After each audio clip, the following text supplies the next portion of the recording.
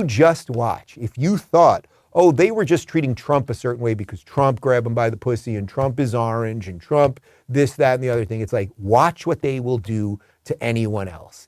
And the reason that the media hated Trump so much is Trump fought back. But I think DeSantis has actually learned a Matrix style. Oh, I know. What does he say in Matrix Neo? Oh, I know jujitsu. Is that the line?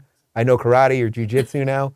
Yeah, I think that's what DeSantis basically has been doing. But all of this leads to that Biden, what this is really about, is that really people realize Biden is a disaster. They realize nobody likes Kamala, that this thing is falling apart fast. So the ladies of The View continue and they hypothesize about what Democrats should run in 2024.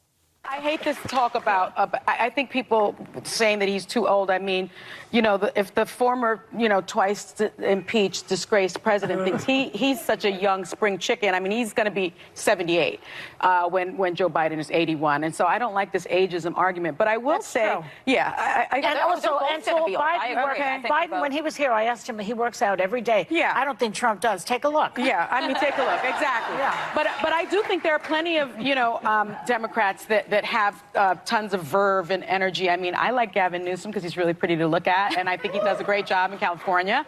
I like Kamala and Pete Buttigieg. I love Pete ticket. Buttigieg. I think that looks great. You think they could win, really?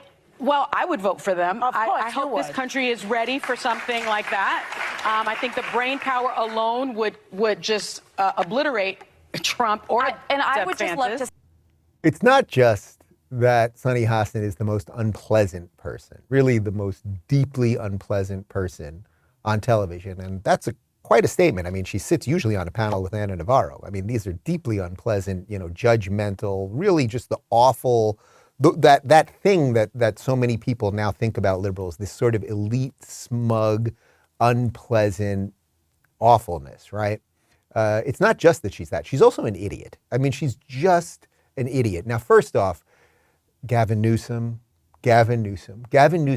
has almost single-handedly destroyed California, and now I will put more money in the jar. Gavin Newsom has caused California, for the first time in the history of California, to lose population for the last 2 years for the first time ever, okay?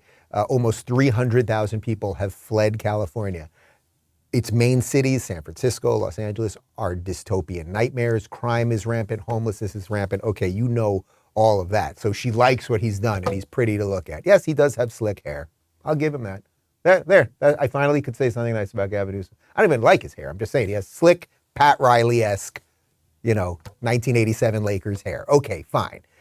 So she goes on about that. And then who does she want to run? Well, she likes Pete and Kamala. Now, Kamala is an airhead. Kamala, what do we know about Kamala? What does Kamala know? Kamala know that Russia big, Ukraine small. That is the extent of the brain power, as she calls it. And Pete Buttigieg. And what do we know about Pete?